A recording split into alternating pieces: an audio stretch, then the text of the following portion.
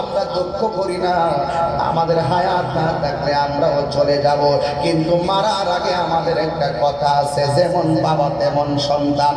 ডাক দিয়া বলেন আমরা একটু সময় দেন, আমরা হুসাইনকে বলি তিনি যেন না আসে, যদি আসে তাই আমার বাবা এবং আমরা সারা জীবনের জন্য আল্লাহর কাছে আসামি হয়ে যাব। কেন আসামি হব? আমার বাবা চিঠি লিখেছেন, এলাকার মানুষ ভালো, এখন যদি আমাদের মতন আবার জীবন দিতে হয়, সারা জীবন আমাদের কেশারত দেওয়া লাগবে, আমাদেরকে একটু ছেড়ে দেন। আমার হুসাইনকে গিয়ে বলবো তিনি যেন না আসে, ভাই না না ছেড়ে দিব না, ছেড়ে দিলে আমি পুরস্কার পাবো না। এই কথা বইলা যখন তারা ছাড়ে না, বড়টা ডাক দিবে, ঠিক আছে মারবা, অসুবিধা নাই, আমার একটু সময় দাও, আমি 2 রাকাত নামাজ পড়বো।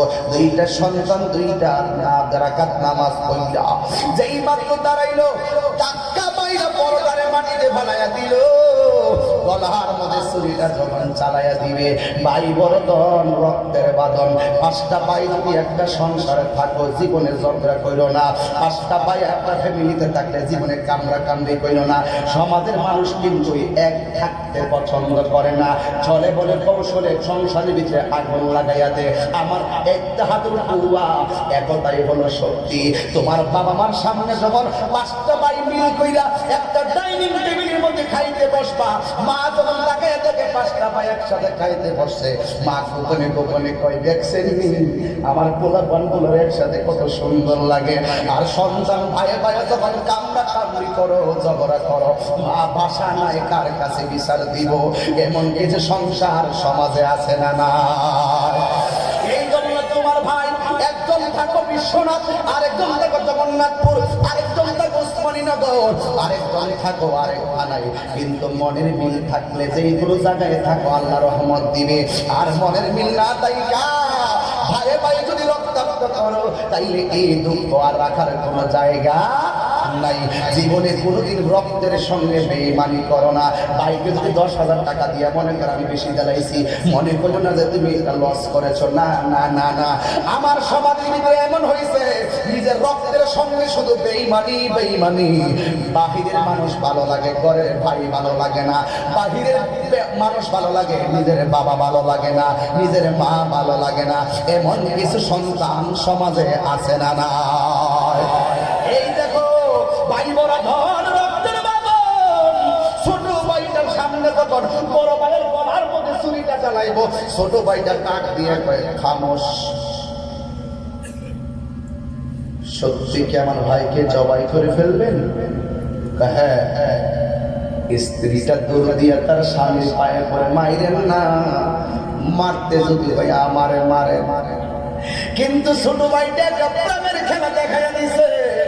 ছোট ভাইটা ডাক দিয়া বলে, হারে যদি মারতে হয় আমার ভাইয়ের আগে আমারে মারেন, আমি ছোট ভাইয়ের সামনে বড় ভাইয়ের ছুরি চালাইবেন, আমি তাকাইয়া তাকাইয়া দেখবো, এটা কোনোদিন হতে পারে না।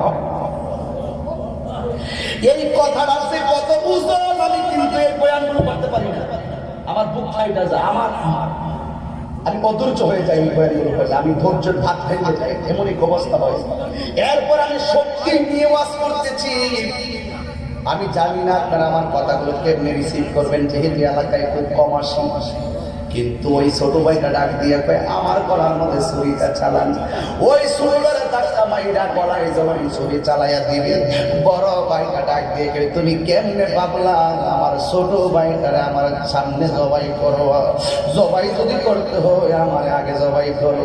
আমার বাংলাদেশে দেখবেন কিছু কিছু বড় ভাই আছে সংসারের জন্য জীবনটা পুরা দিয়া দেয়। আরে বাবা, এরা এমন ভাবে বড় ভাই হইয়া সংসারটা এমন ভাবে হাল ধরে, ছোট ভাইটা যদি করে ভাই একটা মোবাইল লাগবো, দেখবেন বেতন না ঋণ করে হলেও ভাইয়ের জন্য মোবাইল পাঠাবে। কথা কোন ঠিক কিনা? কিন্তু কিছু কিছু বড় ভাইয়ের সঙ্গে আবার নিজের ভাই আবার বেঈমানি করে। এই বেঈমানিটা কইরেন না। বড় ভাইয়ের অবদান সংসারে কেমন জানেননি? নিজের 2টা কিডনি খুললা দিয়া লাইলো, কইব আরেকটা কিডনি আছে, এরপর ভাইয়ের জন্য ভাই রক্ত দিতে পারে। এই জন্য বড় ভাইটার সম্মান করিল, সিনিয়রকে সম্মান করে আমি ওয়াজ করছিলাম, মুরব্বীদেরকে সম্মান করিল।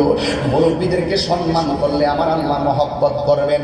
এবার যখন ছোট ভাইয়ের গলার মধ্যে ছুরি চালাইব, বড় ভাইটা আমার সামনে আমার ছোট ভাইরে ছুরি চালাইবা। আমার বাবা চলে গেছে, ছোট ভাইটা আমার কাছে আমানত। না না, আমার গলায় ছুরি চালাও। এবার ছোট ভাইটার ছুরিটা ফালাই আবার বড় ভাইরে নিয়ে ছুরিটা ধরলো। একটা প্রেমের খেলা চলতেছে এই জায়গার ভিতরে। দিনের জন্য, হকের জন্য বেঈমানের তলোয়ারের নিচে হাসি মুখে জীবন দেওয়ার জন্য প্রতিযোগিতা চলছে। এবার ছোট ভাইটা এমন একটা কথা বলল, হে হারেস, তোর মারবারে তো সব ঠিক আছে, আমরা দুইটা ভাই সমান হইয়া শুইলাম। ছুরিটা যদি চালাইবা একসঙ্গে দুই ভাইয়ের গলায় ছুরি চালাইবা। এবার দুইটা বাইরে শুয়াইয়া একসঙ্গে দুইটা বাইরে গলার মধ্যে ছুরিটা চালাইয়া দিল। চালাইয়া দিয়া তাদেরকে দুনিয়া থেকে বিদায় করে দিল। ইঞ্জিনিয়ারিং টাইমে ওই দিক দিয়া হুসাইন কাফেলা নিয়ে ঢুকে গেছে। যেই মাত্র দুইটা সন্তানের শহীদের খবর শুনলো, ইমাম মুসলিমের খবরটা শুনলেন। ইমাম হুসাইন ডাইরেক্ট মাঠে দাঁড়াইয়া গেলেন। দাঁড়াইয়া বললেন, শোনো শোনো, আমরা তো অনেক দূরে চলে এসেছি, এখন আর পিছনে যাওয়ার সুযোগ নাই। কিন্তু শুনো, ইমাম মুসলিমদের তারা মাইরা ফেলাইছে, দুইটা সন্তানদের তারা মাইরা ফেলাইছে। আমি পাঠাইছিলাম, এখন তোমাদেরকে আমি একটা কথা বলি। এখন রাত্র হইয়া গেছে, এই রাত্রের ভিতরে আমি তোমাদেরকে একটা কথা বলি। এখানে মনে হয় আমাদের সবারই জীবন দেওয়া লাগবে, কিন্তু আমি হুসাইনিয়া খানের মধ্যে থাকবো। তোমরা যারা চলে যেতে চাও রাতের অন্ধকারে চলে যাবে, কারণ আমি চাই না তোমরা এসে আবার বিপদের সম্মুখীন হও। এই কথা বললা হুসাইন রাতের বেলা মিটিং করলো। তোমরা সকালবেলা যারা মন চাই, যেদিকে মন চাই সেদিকে চলে যাও, তোমরা বেঁচে যাবে। কিন্তু নবীর প্রেমিক যারা, নবীর আশিক যারা, দিনকে মহব্বত করে যারা, কোরআনকে মহব্বত করে যারা, তারা কোনোদিন সত্যের ময়দান থেকে পলায়ন করে না। কথা বলেন ঠিক কিনা? রাতের অন্ধকারে কেউ কাউকে দেখে না, কিন্তু ইমাম হুসাইন বলেন সকালবেলা হয়ে গেল, আমি তাকাইয়া দেখলাম একটা মানুষ লড়াচড়া করে নাই। এবার হুসাইন করে, তোমরা কেন গেলা না? কয় দিনের জন্য, হকের জন্য আমরা জীবন দিব, কিন্তু ঈমান দিব না, আমরা ঈমান দিব না। এবার হুসাইন রাদিয়াল্লাহু তাআলা আনহু তাকায়া দেখতেছেন বিয়াদবের দলেরা ইমাম হুসাইনকে বের দিয়া ফেলাইছে, ফুরাতের পানিটারে বন্ধ করে দিছে। ইমাম হুসাইন বলেন, না না না না না না রে। এবার শহর মানুষ ডাক দিয়া কই, স্বামী গো, ওরা বাবারে মারলো, সন্তান মারলো, এখন কি ওরা কি আবার আমাদেরকে মারবে নাকি? কয়ে দাঁড়াও, কোনো কথা বইল না, ওরা আমাদের দিকে আসতেছে, তুমি হইলাম মহিলা, তাড়াতাড়ি তলোয়ারটা দাও। খেজুরের ডালের মধ্যে দিছে, চারটা ডালা আর কোন রকম ভাবে কাইটা, চারটা ডালার ভিতরে বালুর মধ্যে কাইরা ওই একটা তাবু টানাইছে। তাবু টানাইয়া শহর মানুষ ডাক দিয়া, শহর মানুষ ওরা আসতেছে আমাদের দিকে, তবে তারা তোমার জন্য পরপুরুষ, পরপুরুষের সামনে পর্দা করা লাগবে। তুমি তাড়াতাড়ি তাবুর ভিতরে চলে যাও। নামাজ যেমন ফরজ, পর্দাও তেমন ফরজ। মৃত্যুর ময়দানে, জিহাদের ময়দানে আল্লাহর ফরজ ত্যাগ করে না। শহর বানু ভিতরে চলে গেছে। ইমাম হুসাইন কয়, শহর বানু দেখো দেখো, খেজুরের ডালের মধ্যে খুব দিলাম, রক্ত ঝরতেছে, গোড়ার পা গুলো মাটিতে ডেবে গেছে। আমার নবী তো আমার নানা জানা মারে হয়ে গেছিল যে এই জায়গায় গেলে গোড়ার পা গুলো মাটির নিচে ডেবে যাবে। খেজুর গাছের ডালের মধ্যে ফুট দিলে খেজুরের ডাল থেকে রক্ত ঝরবে। ওই জায়গাটাই নানা ভাই তোমার শহীদ শাহাদতের সেন্টার। আমার বোঝার বাকি নাই, এখানেই আমাদের শাহাদতের সেন্টার। জোরে কি সুবহানাল্লাহ বলবেন না? এই জন্য যুবক ভাইরা, এটার নাম হলো ইলমে গায়েব। আল্লাহ ছাড়া কেউ জানে না, তবে আল্লাহ যারা পছন্দ করে তার ইলমে গায়েবের জ্ঞান দান করে। সমস্ত ধনভাণ্ডারের মালিক হলো আমার আল্লাহ। আমার নবীরে দান করেছেন বলে আমার নবী পেয়েছেন, নবী পেয়েছেন বলেই নবী বলেছেন, আল্লাহ আমার দেয়, আমি নবী বন্টন করি। জোরে কি সুবহানাল্লাহ বলবেন না? এত সুন্দর কথাগুলো অনেকে বুঝে না, ধান্দা লেগে যায়, মনে হয় যেন আমি কি বইলা বাড়াইছি। আরে বাবা, সব ধনভাণ্ডারের মালিক তো আমার আল্লাহ, কিন্তু নবী বলেন আমার আল্লাহ আমাকে ধনভাণ্ডারের চাবি দিয়েছেন, আর আমি নবী ইন্নামা আনা কাসিম ওয়াল্লাহু ইউতি, আল্লাহ আমার দেয়, আমি নবী বন্টন করি। এটা এলেম হোক আর ধনভাণ্ডার হোক, যাই হোক, আল্লাহ যতটুকু নবীকে দিছে নবী পাইছে, কতটুকু দিছে আল্লাহ জানে, আমরা জানি না। এই কথাটাই আমি সামনে সামনে বলছিলাম। এখন দেখেন আমার নবী কয়ে গেছেন, আমার নবী বলে গেছেন, আমার নবী বলে গেছেন, আমার নবী বলে গেছেন, আমার নবী বলে গেছে। আপনাদের মনে একটু কষ্ট হইতেছে না? মানে অসুবিধা লাগতেছে আপনাদের কাছে? আপনারা বলেন হায়াতের মালিক কে? এই আওয়াজে মানি না, জোরে বলেন হায়াতের মালিক কে? দুইটা হাত তুলে বলে হায়াতের মালিক কে? আল্লাহ আল্লাহ আমিন কর, আমিন কর। তুমি জীবন, তুমি মরণ। আর আল্লাহু আকবার। আমি ওই দিক দিয়ে গেলাম না, একটু পরে যদি সুযোগ পাই বলবো কয়েকটা সামনে। আমার নবীর নাতি ওই কারবালার জমিনে যাওয়ার পরে তিনি দেখলেন ঘোড়ার পা গুলো মাটিতে ডেবে গেছে। আপনারা বলেন হায়াতের মালিক কে? এ বন্ধুরি, এবার ইবনে জিয়াদের মানুষগুলো হুসাইনের কাছে আসলেন। আয়েশা বলতেছেন আমরা তোমারে আনছি এখানে, এখনো সময় আছে, আমাদের কাছে আত্মসমর্পণ করো। কিন্তু হুসাইন তো এমন বাবার সন্তান, যেই বাবার জন্ম হয়েছে কাবা ঘরের ভিতরে। সুবহানাল্লাহ বলবেন না? এই পৃথিবীর মধ্যে একটা মাত্র সন্তান যার জন্ম হয়েছে খানে কাবা ঘরের ভিতরে, এটা হলো হাসান হুসাইনের আব্বা শারে খোদা মাওলা আলী। সুবহানাল্লাহ বলেন। যার ব্যাপারে আমার নবী বলেছেন আনা মদিনাতুল ইলমি ওয়া আলিয়ুন বাবুহা, আমি নবী হলাম ইলমের শহর, আমার আলী হলো সেই শহরের দরজা। সুবহানাল্লাহ। কি বাবার সন্তান, ব্যাপার সেবার আছে তো নাকি? আবার কোন মায়ের সন্তান যে না কোটি কোটি জান্নাতের রমণীদের সরদারি খাতরে জান্নাত, মা ফাতেমার সন্তান। একেবারে পাওয়ারফুল সন্তান আয়েশা কয়। আবার তিনি কে? তিনি হলো রাহমাতুল লিল আলামিনের নাতি। উনার আয়েশা বলে এখনো সময় আছে, আমার কাছে আত্মসমর্পণ করো। হুসাইন জবাব দিয়েছে জান দিব কিন্তু ঈমান দিব না। আপনারা কি জান দিবেন, ঈমান দিয়ে দিবেন নাকি? ঈমানের দাম বেশি না সম্পদের দাম বেশি? আর একটু জোরে বলে কিসের দাম বেশি? ঈমানের দাম বেশি, ঠিক কিনা গো? যেই মাত্র হুসাইন বলছে আমি জীবন দিব কিন্তু ঈমান দিব না, ওই দিক দিয়ে সাথে সাথে ইবনে জিয়াদ ঘোষণা করলেন ফুরাতের পানিগুলো বন্ধ করে দেয়। আমি বুঝলাম না কার জন্য পানি বন্ধ করলা? হ্যাঁ, কার জন্য তুমি পানি বন্ধ করলা? যেই নবী সৃষ্টি না হলে পানি সৃষ্টি হতো না, সেই নবীর নাতির জন্য পানি বন্ধ করেছো। রোজ হাসর মে কিয়া জবাব হয়, মুস্তাফার সামনে নবীর সামনে কিভাবে মুখ দেখাবে, ঠিক কি না বল? এবার হুসাইন রাদিয়াল্লাহু আনহু একের পর এক যেই মাত্র দাঁড়িয়ে গেলেন, হঠাৎ করে তার সন্তান ছিল যার নাম হলো আলী আকবর। আর ইমাম হুসাইনের তিনটা সন্তান। এই ইতিহাসগুলো বলার দরকার আছে, কারণ এই ছোট্ট গোলাপানগুলো ইতিহাসগুলো জানে না। আপনারা বড় যারা আছেন আপনারা জানেন, এমনি ইতিহাসকে বিকৃত করার জন্য কত ষড়যন্ত্র চলছে, কথা বলে ঠিক না বেঠে? এই জন্য ইমাম হুসাইনের একটা সন্তান যার নাম হলো হযরতে আলী আকবর। ওই আলী আকবর ডাক দিয়ে কি বাবা ওরা কেন আমাদেরকে এই ঘাও করলো? ওই ওরা আমাদের সাথে যুদ্ধ বাঁধাবে, যেমন বাবা তেমন সন্তান। ডাক দিয়ে বাবা ওরা যদি আমাদের সঙ্গে যুদ্ধ বাঁধায় তাহলে সর্বপ্রথম আমি তাদের বিরুদ্ধে অস্ত্র নেব। কিন্তু ইমাম হুসাইন রাদিয়াল্লাহু তাআলা আনহু বলেন না রে না, আলী আকবর সবাই গেলেও আমি তোমাকে দিব না, কারণ তোমার কণ্ঠটা শুনতে আমার নানার মতো শোনা যায়। তুমি যখন আমাকে ডাক দাও মনে হয় যেন আমাকে মদিনার নানা ডাক দিতেছে। এবার আলী আকবর ডাক দিয়া বলেন বাবা আমি যদি না যাই আপনার নানা কি খুশি হবে? যেই মাত্র এই কথা বলছে তখন আর লাজবাব হয়ে গেছে, কারণ না হকে অন্যায়ের সাথে অন্যায় যারা করবে তাদের বিরুদ্ধে রুখে দাঁড়ানো, এটা তো আমার নবীর সুন্নাত। আল জিহাদু মাযিন ইলা ইয়াউমিল কিয়ামা।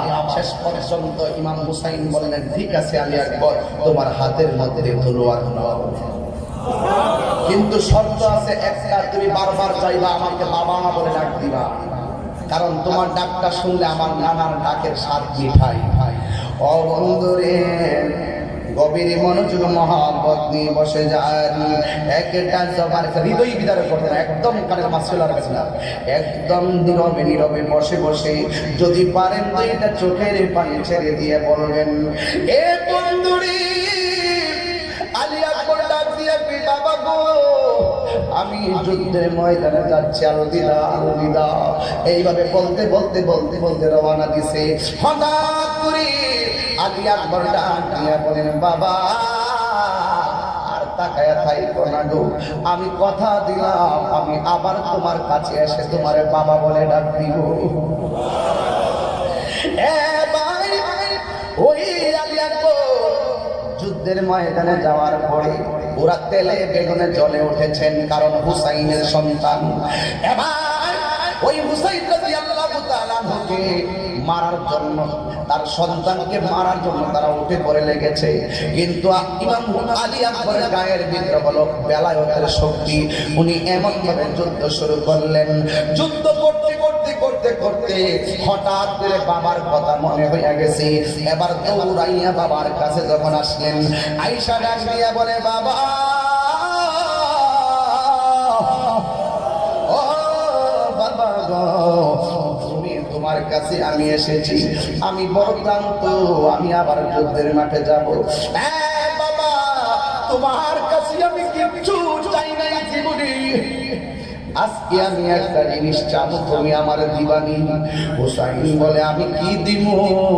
এই ময়দানে আমার কাছে কি দেওয়ার আছে? আপন নাই, বাড়ি নাই, গাড়ি নাই।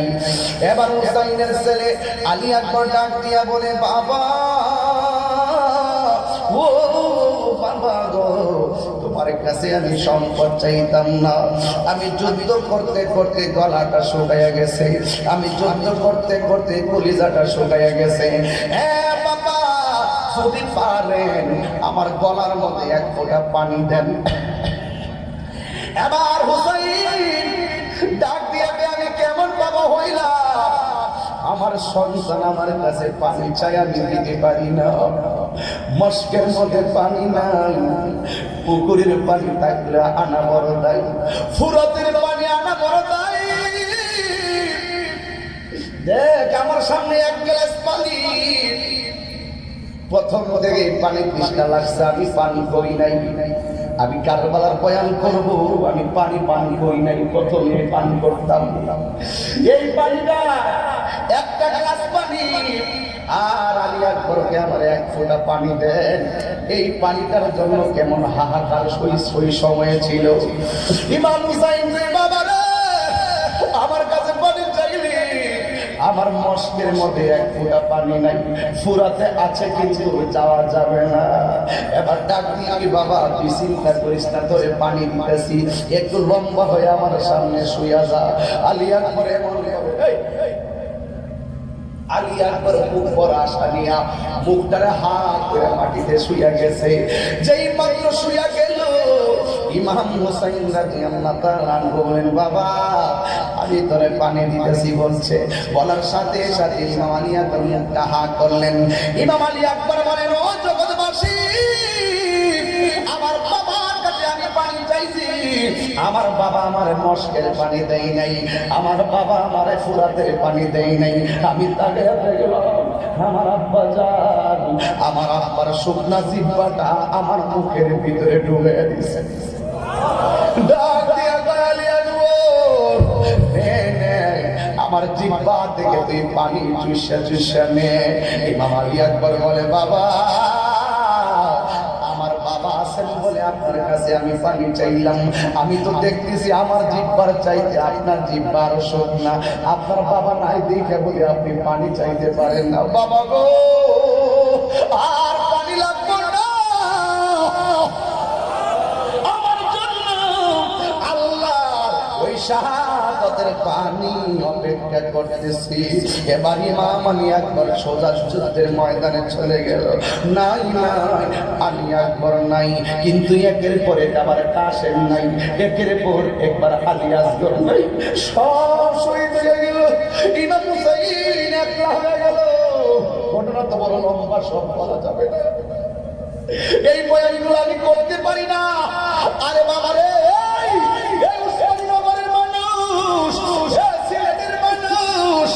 আমি কি বলি জানি, এই মুহূর্তে যদি কারবালা হইতো, আমার ভাই আছেন, আমার বাবা আছেন, আমার মুসলিম মহোদয় আছেন, আমার আমার যুবলীগের নেতারা আছেন, আওয়ামী লীগের নেতারা আছেন, এই এলাকার চেয়ারম্যান আছেন, মেম্বার আছেন, আমি তাহিরি আছি, আমার সঙ্গে আর ওলামায়ে কেরাম লইতাম।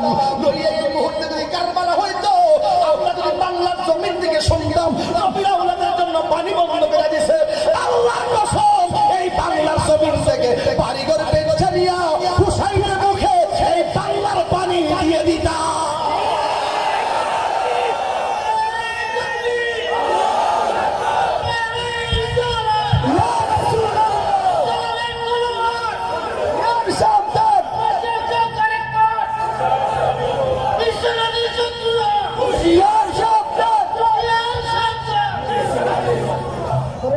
আল্লাহু আকবার জোরে বলেন, আরো জোরে আল্লাহু আকবার।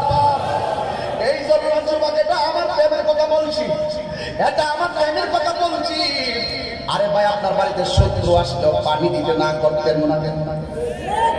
খাবার না থাকতে পারে, পানি দিতে কেউ না করে না। কিন্তু নবীর আওলাদ হুসাইন সবগুলো হারাইয়া রাতের বেলা একটু ঘুমাইলেন, ঘুম থেকে উঠলেন, ওঠার পরে ওই শহর বন ডাক দিয়া বলে, স্বামী গো, আমি আজকে রাতে একটা স্বপ্নে দেখলাম। কয় কি? আমি দেখছি কারবালার জমিনে আল্লাহ কেসে পাগল বসে একটা মহিলা কারবালার ময়দান মাথার চুল দিয়া ঝাড়ু দিতেছে। আমি তারে জিগাইলাম, তুমি কে গো? ওই মহিলাটা কই, আমার চিনস না? আমি অন্য কেউ না, আমি কারবালা ঝাড়ু দিতেছি, আমার চিনস না? আমি হইলাম খাতুনে জান্নাত হুসাইনের মা ফাতেমা। এইভাবে স্বপ্ন মিলাইতেছে। হুসাইন কয়, আমিও একটা স্বপ্নে দেখছি। কয় কি? আমি স্বপ্নে দেখলাম আমার রহমাতুল লিল আলামিন, আমার নানা জান একটা পেয়ালা লয়া দাঁড়ায় রয়েছে, বুঝতে বাকি নাই আমার শাহাদাতের ঘন্টা বেজে গেছে। ওই মুহূর্তে নবীর পাশে একজন মানুষ, যার নাম হলো ওয়াহাব কালবি, ডাক দিয়ে কয়, আপনি কি করবেন? হুসাইন বলে, আমি যুদ্ধের মাঠে যাব। এবার ডাক দিয়ে কয়, দাঁড়ান, আমি একটু আসতেছি। ওই ওয়াহাব কালবি তার মায়ের কাছে গেছে, যাইয়া ডাক দিয়া কয়, মা, কারবালার জমিনে হুসাইন পরিবার সব শহীদ হয়ে গেছে, এখন হুসাইন যাবে কারবালার জমিনে। এবার মা ডাক দিয়া কয়, ওয়াহাব কালবি রে, আমি তোর কি লাগি? কয়, তুমি আমার সন্তান, আমি আমার মা লাগো। তুই আমার কি লাগস? আমি তোমার ছেলে লাগি। তোর বিয়ে করাইলাম কোন দিন? ও 2 দিন হয়েছে। তো একটা কাজ কর, হুসাইন যখন যুদ্ধের ময়দানে যাবে, তোর সঙ্গে আমার কিছু কথা আছে। কয় কি? ওই হাতের মধ্যে তলোয়ারটা ল। তলোয়ারটা লইলেন। ওই হুসাইনের যুদ্ধের ময়দানে যাওয়ার আগে তুমি আগে যাইবা, যুদ্ধের ময়দানে যাইয়া যুদ্ধ করবা। একটা কদম তুমি পিছনে দিবা না। একটা কদম যদি পিছনে দাও, তাইলে আমি তোমার মা হাসরের ময়দানে আমার দুধের দাবি ছাড়ব না। শক্ত না নরম? অনেক শক্ত এবং কঠিন কসম। মায়ের দুধের কসমটা তো সাধারণ কথা না রে বাবা। এবার ইমাম হুসাইন রাদিয়াল্লাহু তাআলা আনহুর জন্য ওই আহলে বায়াতের প্রেমিকা ওয়াহাব কালবির আম্মা যখন বলে দিল, তলোয়ারটা হাতে নিয়ে যুদ্ধের ময়দানে চলে গেছে। শত শত মানুষ ওয়াহাব কালবির মাইরা ফালানোর জন্য লেগে গেছে, কিন্তু ওয়াহাব কালবির সাথে আছে তার মায়ের দোয়া, ওয়াহাব কালবির অন্তরে আছে আহলে বায়াতের মহব্বত, ওয়াহাব কালবির অন্তরে আছে কোরআনের স্পিরিট। কথা বলেন ঠিক কিনা? করতে বীরত্বের সাথে ওয়াহাব কালবি যুদ্ধ করলেন। যুদ্ধ করতে ওয়াহাব কালবি হাতের মধ্যে তলোয়ারটা লইলেন। যেই মাত্র সামনে পারলেন, ওরা ডান দিকে বের দিল, ওরা বাম দিকে বের দিল, ওরা সামনে দিকে বের দিল, পিছন দিকে বের দেওয়ার পরে তিনি একটা কদম পিছন দিয়ে তাকাইতে যাইয়া হঠাৎ করে মায়ের কসমের কথা মনে হয়ে গেছে। জোরে জোরে কি আল্লাহু আকবার বলবেন না? একদার দুধের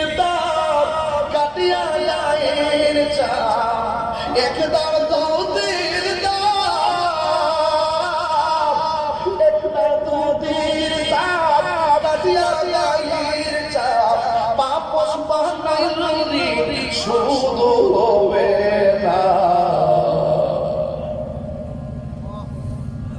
এ মন্দর দিবি কেউ হবে না আমার মা।